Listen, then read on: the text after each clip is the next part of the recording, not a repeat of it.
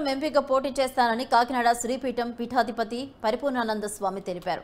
హిందూపురంలో మార్చి 3న జరగనున్న జాబ్ మేళా పోస్టర్లను ఆయన ఆవిష్కరించారు. హిందూపురం ప్రాంతం చాలా వెనుకబడి ప్రాంతమన్న ఆయన కృషి చేస్తే ఆ ప్రాంతాన్ని రెండో బెంగళూరుగా తీర్చిదిద్దవచ్చన్నారు.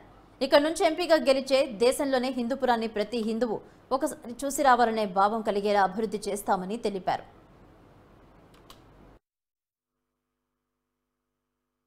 ఈ రోజు ఇక్కడికి వచ్చేటప్పుడు నా కోట్లాది మంది భక్తులు ఉన్నారు, కానీ ₹1 నా అకౌంట్లో లేదు. ఇప్పుడు మొన్న నేను అకౌంట్ ఓపెన్ చేయాల్సి వచ్చింది. ఈ ఎలక్షన్లో నిలబడతాం అనుకున్న తర్వాత కొన్ని నియమాలు ఉంటాయి కాబట్టి అకౌంట్ ఓపెన్ చేశాను. ఎవరో ఒకళ్ళు నాకు తెలిసిన వాళ్ళు 15,000 వేశారు, ఏదో నామక అలా వేశారు. నేను అది కూడా నాది కాదు.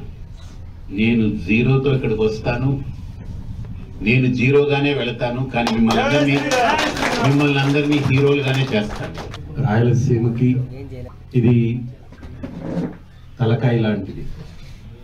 ఎందుకంటే హిందూపురం అనే నియోజకవర్గం మొత్తం ఆంధ్రాకి పై భాగంలో ఉంది. తలకాయకి ఏం చేయాలో అర్థం కాని పరిస్థితి ఉంటే మిగతా శరీరం అంతా మన హిందూపురం పేరుకి చాలా గొప్ప పేరు. మనకు 543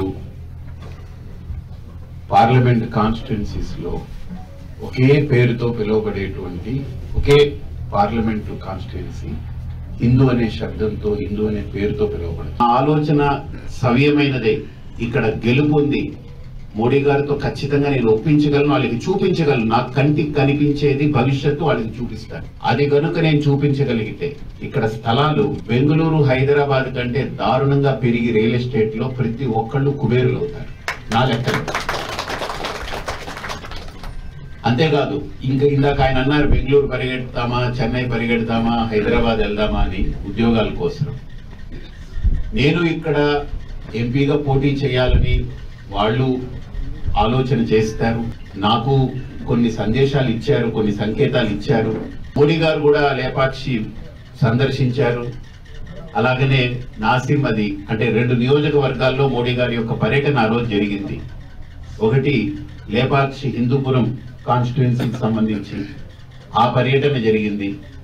రెండోది పెనుగొండ పరిధిలో ఉన్నటువంటి నాసిం అంటే 2 నియోజకవర్గాలు